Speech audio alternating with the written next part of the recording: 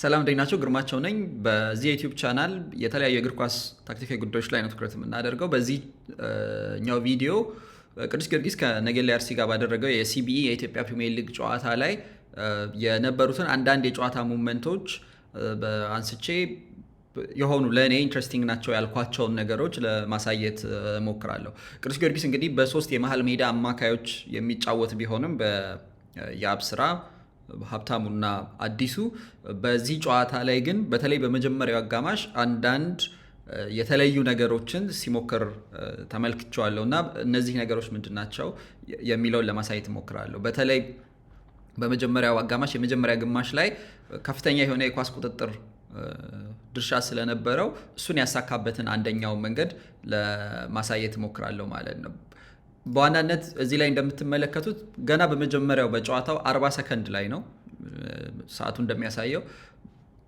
ገና በመጀመሪያው ደቂቃ እንኳን የሆነ ፍላጎት እንደነበረው በጨዋታ እንቅስቃሴ ላይ መመልከት ይቻላል። ይህ ፍላጎትም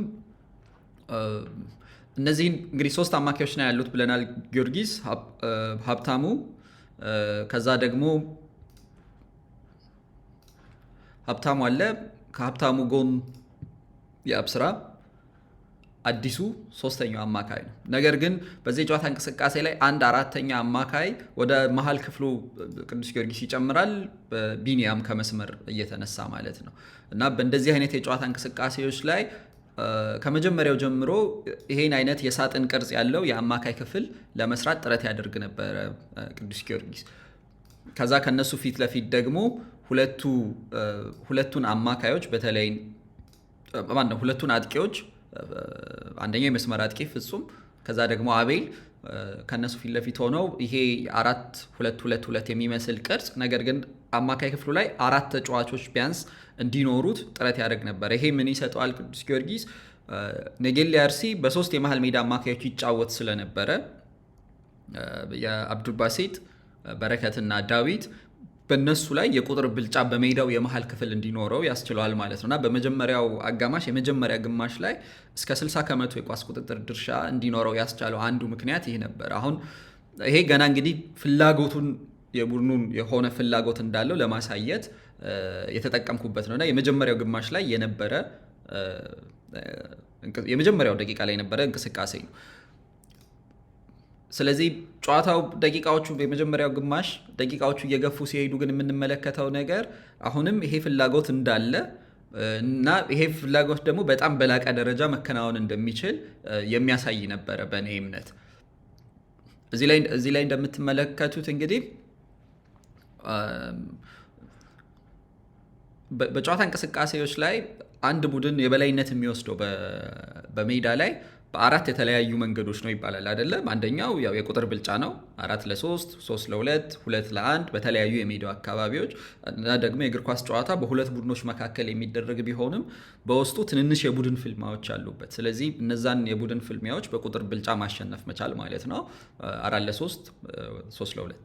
ከዛ ደግሞ ሌላኛው የጥራት ብልጫ ነው። አንድ ለአንድ የሚደረጉ ግንኙነቶች በሙሉ እኩል አይደሉም። ስለዚህ የተሻለ ጥራት ያለው የአንድ ለአንድ ፍልሚያዎችን ስለሚያሸንፍ በነዛ የአንድ ለአንድ ፍልሚያዎች የበላይነት መውሰድ ይቻላል። ሶስተኛው ፖዚሽናል ሱፔሪዮሪቲ የሚባለው በቦታ አያያዝ ብቻ ተጋጣሚን መብለጥ እንደሚቻል ማሳየት ነው። ይህ የቦታ አያያዝ ደግሞ ብዙ ጊዜ ከተጋጣሚ ጫና ጀርባ በተጋጣሚ ተጫዋቾች መካከል ከተጋጣሚ ፎርሜሽን ውጪ ባለ ስፔስ መጠቀምን ይጨምራል እና ይሄ ተጫዋቾች ባላቸው የቦታ አቋቋም በሚይዙት የተለየ ቦታ ምክንያት ቡድኖች የበላይ እንዲሆኑ ያስችላቸዋል ማለት ነው ኳስ በሚቆጣጠሩበት ጊዜ።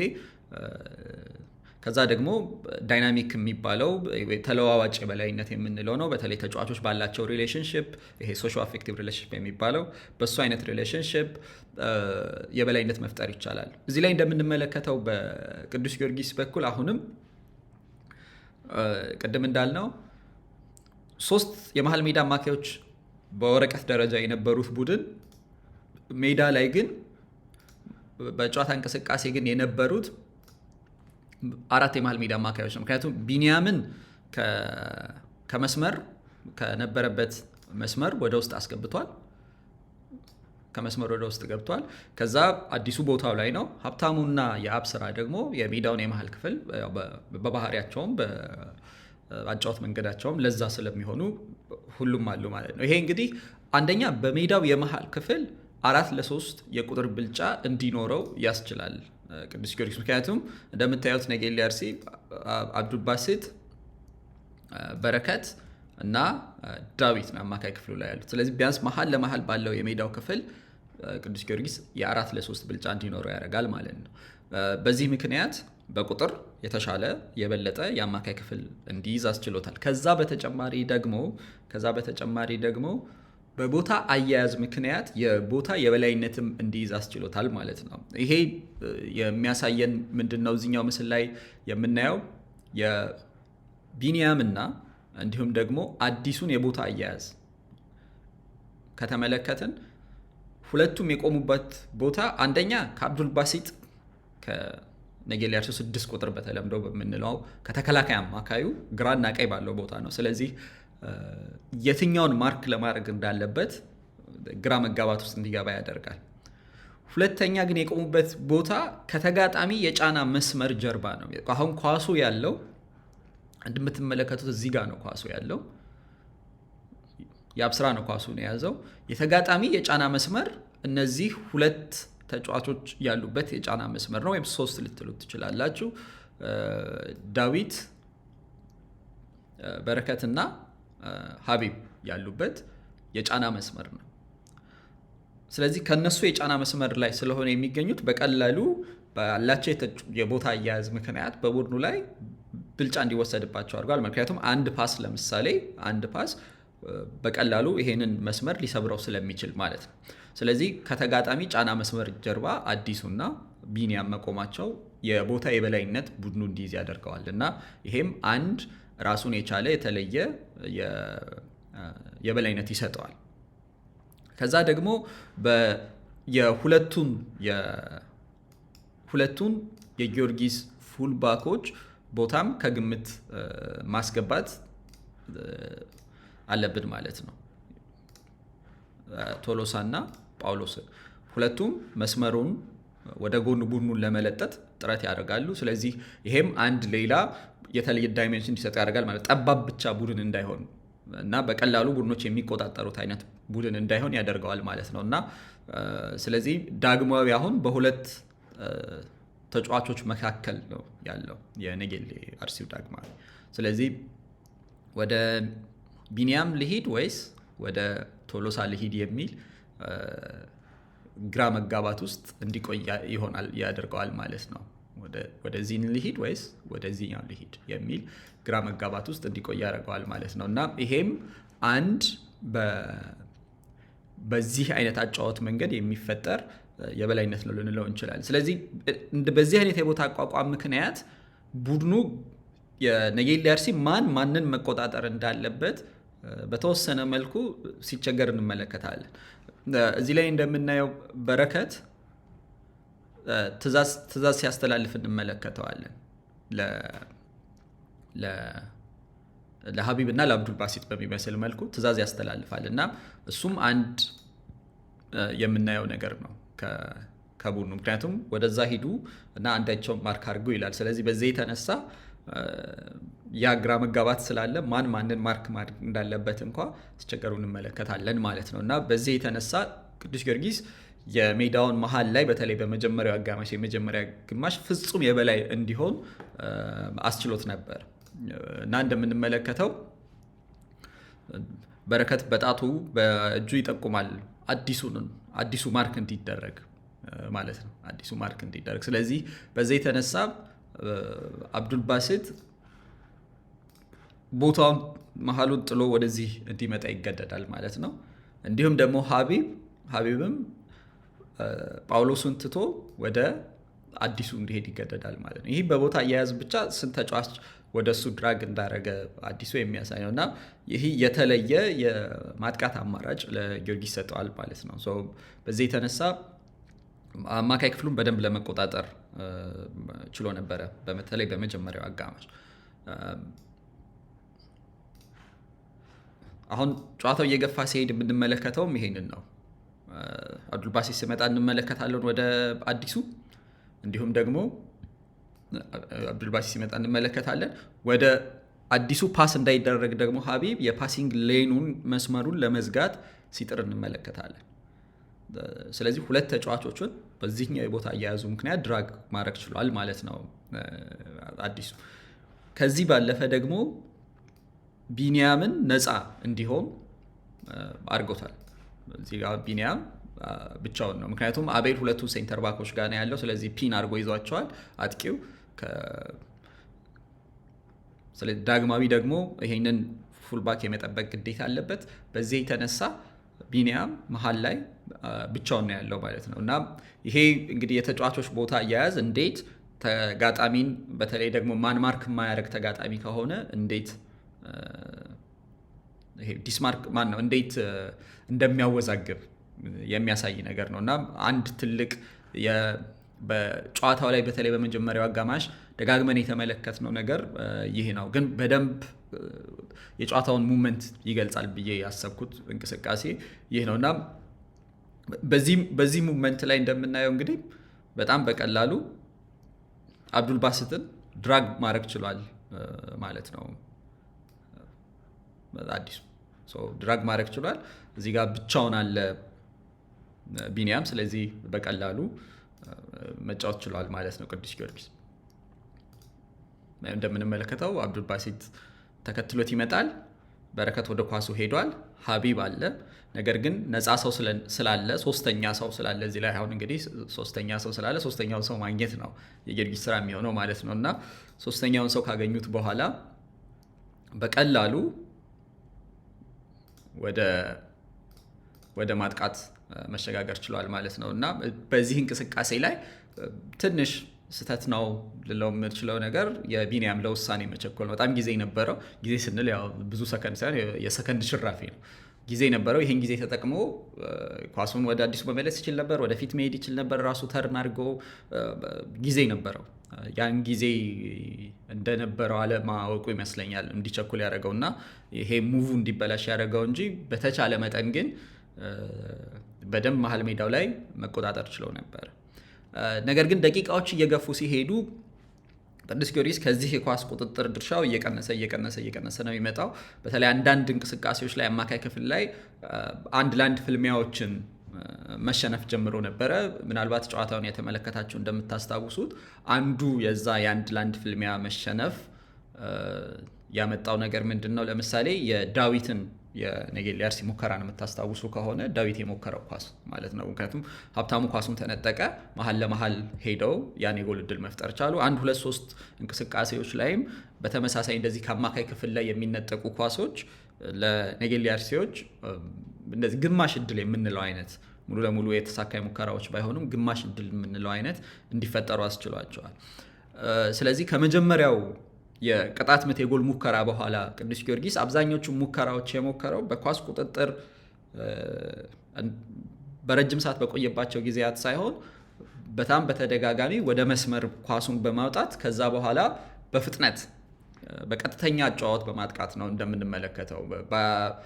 በ3 በ4 ቅብብሎች ተጋጣሚ ላይ መድረስ ከዛ በኋላ ያን ኳስ ክሮስ ማድረግና በክሮሶቹ ለመጠቀም መሞከር ነው። እዚህ ላይ እንደምንመለከተው ፋር ፖስት ላይ ፍጹም ነበረ። ስለዚህ በክሮሶች ፍጹምን ሁለተኛው ቋሚ ከኳሱ ሁለተኛው ቋሚ ላይ ለማግኘት ነው ጥረት ያደረጉት። አንዱ ቅዱስ ጊዮርጊስ ኢላማ አድርጎት የነበረው የማጥቃት ቦታ ይሄንን በነጌሌ አርሲ የቀይ መስመር ያለ ቦታ ነው። ኳሶቹ የሚሄዱት በቀይ በኩል ነው ብዙ ጊዜ። ነገር ግን ለማጥቃት ጥረት ያደረገ የነበረው ቦታ ይሄንን የነጌሌን የቀይ መስመር ቦታ ነው። እንደምትመለከቱት ፍጹም ይሄ ያገኘው ድል አንድ ምልክት ነው። ከኳስ ቁጥጥሩ በተጨማሪ እንግዲህ የተለየ የማጥቃት ዳይሜንሽን አለ ማለት ነው። የክሮስ በፍጥነት ማጥቃት፣ በቀጥተኛ ጨዋታ ማጥቃት። ቀጥተኛ ጨዋታ ማለት ሁሌም ረጅም ኳስ መጫወት ማለት አይደለም። እንደምታውቁት በጣም በ3 በ4 ቅብብሎች በቀጥተኛ ፓሶች ዲያጎናል ወይም ማነው ወደ ሆሪዞንታል ሳይሆን ግን በቀጥተኛ ኳሶች ተጋጣሚን ማግኘት ማለት ተጋጣሚን ማጥቃት ማለት ነው። ስለዚህ በዚህ አይነት እንቅስቃሴዎች ቅዱስ ጊዮርጊስ በፍጥነት ለማጥቃት እድል ነበረው ማለት ነው እንደምትመለከቱት። ከዚህ ባለፈ አሁንም እንደምታዩት ኳሱን አገኙ በአንድ የአዲሱን ተመልከቱት ያለበትን ቦታ።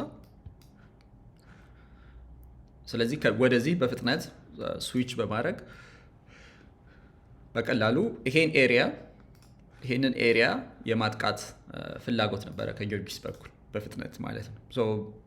ይሄኛውም በጨዋታው እንቅስቃሴ ላይ ደጋግመን ከተመለከትናቸው ነገሮች አንዱ ልንለው እንችላለን። እንደምንመለከተው አሁንም ወደ ቀጥተኛ ጨዋታ ይሄዳል። ከዛ በኋላ ከተከላካይ ጀርባ በአንድ ጊዜ ይደርሳሉ ማለት ነው እና ይሄ የጨዋታው ደቂቃ እየገፋ በሄደ ቁጥር ጊዮርጊስ ወደዚህ በጣም በፍጥነት መጫወቱ ላይ ትንሽ በጥድፊያ ማጥቃቱ ላይ ትኩረት እያደረገ የነበረ ይመስላል እና ይሄኛውም ሌላኛው ሙከራ ነው፣ ከክሮስ የተገኘ ሙከራ ነው። እዚህ ላይም አሁንም ልብ ማለት ያለብን የቪዲዮ ኳሊቲ ነው፣ ከቀረጻ ጋር የተገናኘ ነው። አዲሱ አሁንም ኳስ ከተሻገረበት ሁለተኛ ቋሚ ላይ ለማጥቃት ጥረት ሲያደርግ እንመለከተዋለን። አዲሱ የነበረበት ቦታ ይሄ ነበር። ስለዚህ ኢላማው የነበረው ምንም እንኳ ስኬታማ ባይሆንም ይሄኛውን ቦታ የጎል ማስቆጠሪያ ቦታ እንደነበረ እንደ ሙከራ በጣም በተደጋጋሚ ሩጫዎች ሲያደርጉበት ነበር። ፍጹም አዲሱ ከመሀል ሜዳ እየተነሳ ይሄንን ቦታ ለማጥቃት ጥረት ሲያደርግ ነበር። በዚህኛው ያው የመሀል ተከላካይ ኳሱን አግኝቶት ኳሱ የማዘምት ቢሆን። ስለዚህ አሁን ደቂቃው እየገፋ በሄደ ቁጥር የጊዮርጊስ አሁን በሁለት ቅብብል ከመሀል ሜዳ አታኪንግ ሰርድ ይገባል። በሶስተኛው ኳሱ ክሮስ ይደረጋል ማለት ነው። እዚህ ላይም እንደምታዩት አዲሱ ነው ይሄ አሁንም አዲሱ ያለው የኳሱ ሁለተኛ ቋሚ ማጥቃት ነው ማለት ነው።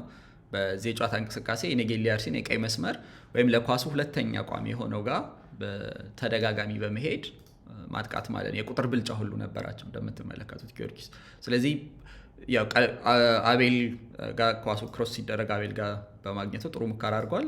ነገር ግን አሁንም አዲሱ ያጠቃው የነበረው ቦታ እንደምትመለከቱት የተለየ ዳይሜንሽን የሚሰጥ ነው ለጊዮርጊስ ከኳስ ቁጥጥሩ በተጨማሪ ማለት ነው እና አብዛኞቹ የጎል ሙከራ እድሎች የተገኙት በዚህ መንገድ ነበረ ማለት እንችላለን። አሁንም ይሄኛው ከጅሮራ የተገኘ ኳስ ይመስለኛል። አሁንም የቀይ መስመሩን የኔጌሌ አርሲን የቀይ መስመር በፍጹም በኩል ነው ለማጥቃት የተሞከረው እንደምትመለከቱት እና ይሄ እንግዲህ ደጋግሞ ደቂቃዎች እየገፉ በሄዱ ቁጥር ጊዮርጊስ ያደረገው የነበረው ነገር ነበር። ምክንያቱም አማካይ ክፍል ላይ በተለይ አንዳንድ ጊዜ የአንድ ለአንድ ፍልሚያዎችን የተሸነፈ ስለነበረ እና በተወሰነ መልኩም ቢሆን ይሄ ሙሉ ለሙሉ ውጤታማ ባይሆንም ኔጌሌ አርሲ በነ ዳዊት በነ በረከት ቀስ በቀስ የበላይ የሆነ ሲመጣ አንድ ለአንድ ግንኙነቶች ላይ ቶሎ በፍጥነት ማጥቃት ቡድኑ ሽግግር ላይ ያለ ገና ዲስኦርጋናይዝ እንደሆነ ጊዮርጊስ ወደ ማጥቃት መሸጋገሩን የሚያሳይ ይሄ በሁለተኛው አጋማሽ ነው። አሁንም በተለይ ከጅሮራዎች የሚነሱ ኳሶች እንደምትመለከቱት ኳሱ በአንዴ በዲያጎናል ወደ ጊዮርጊስ ግራ ይላካል ማለት ነው እና በዚህ መልኩ ደጋግመው ለማጥቃት ጥረት ያደረጉ ነበረ ቅዱስ ጊዮርጊስ። አሁን አንዱ የጎል ሙከራ የተገኘው ከዚህ ኳስ ነው። ስለዚህ ይሄ እንግዲህ የተለየ የማጥቃት አማራጭ የተለየ ዳይሜንሽን የሚሰጥ ነው ማለት ነው። እዚህኛውም ላይ እንደምንመለከተው አሁን ከጅሮራ የተገኘ ኳስ ነው፣ ግን በአንድ ዲያጎናል በአንድ ስዊች ወደ ቀይ መስመር ኳሱ ይወጣል። ስለዚህ በዚህ የተነሳ ሌላ ሙከራ ለማድረግ ጥረት ሲያደርግ ጊዮርጊስ ይታያል ማለት ነው እና እንደዚህ አይነት እንግዲህ አንድ ብቻ የማጥቃት መንገድ ብቻ ሳይሆን ብዙ አይነት የማጥቃት አማራጮችን ጊዮርጊስ በጨዋታው ላይ ሲያሳይ ነበር። ብዙ የጎል ሙከራዎችንም ከነዛ ክሮሶች ማግኘት ይችላል፣ ከነዛ ዲያጎናል ኳሶች ማግኘት ይችላል። ይሄ ጎሉ የተቆጠረበት መንገድ ነው። ምንም እንኳ ከኔጌሌ አርሲ ስህተት የተገኘ ቢሆንም ግን በዲያጎናል ኳስ መጀመሪያ በዚህ አይነት መንገድ የተገኘ ሙከራ ነው። ስለዚህ ምንም እንኳ በስህተት የተገኘ ቢሆንም ነገር ግን የመጀመሪያው የስህተት እንዲፈጠር ያደረገው ነገር ኳሱ በፍጥነት በአንድ ዲያጎናል የተሻገረበት መንገድ ነው እና ከዚህ ጎል በኋላም ሌላ ሙከራ ጊዮርጊስ ነበረው። ስለዚህ ኳስ ቁጥጥር በመጀመሪያዎቹ ደቂቃዎች ፍጹም ብልጫ እስከ 60 ከመቶ የሚደርስ የኳስ ቁጥጥር። ከዛ በኋላ ግን ደቂቃዎቹ እየገፉ በሄዱ ቁጥር በተለይ በሁለተኛው አጋማሽ የመጀመሪያ አጋማሽ ላይ 50 ከመቶ ደርሶ ነበር ወደ 67ኛው ደቂቃ አካባቢ። ከዛ በኋላ ነው ወደ እነዚህ ፈጣን የሚባሉትን ዲያጎናሎቹንም አልፎ አልፎ የተመለከትናቸው። እንደገና ደግሞ ጨዋታው ሲጠናቀቅ ደግሞ ወደ 53 ከመቶ ወርዶ ነበረ። እንግዲህ 60 ከመቶ የነበረው የኳስ ቁጥጥር ድርሻ ማለት ነው እና ስለዚህ አንድ መንገድ አይደለም ብዙ መንገድ አለ። ግን ደግሞ መሀል ክፍሉን ለመቆጣጠር ጊዮርጊስ በመጀመሪያው ሲያደርግ የነበረው እንቅስቃሴ በተለይ በመጀመሪያው አጋማሽ ሲጠናቀቅ 58 ከመቶ ነበር የኳስ ቁጥጥር ድርሻው እና ይህም የተለየ ዳይሜንሽን እንዳለ ኳስ ቁጥጥር ብቻ ሳይሆን ኳስ ቁጥጥር ይቆጣጠራል፣ ነገር ግን ለማጥቃት ደግሞ ማጥቃት ያሰባቸው ቦታዎች እንደነበሩ እና እነዛን በስነ ስርዓት ያጠቃ እንደነበር በትክክል ያጠቃ እንደነበረ የሚያሳይ ነው እና በተወሰነ መልኩ ብዙ ኤሌመንቶች ያሉት ቡድን ይመስላል ቅዱስ ጊዮርጊስ።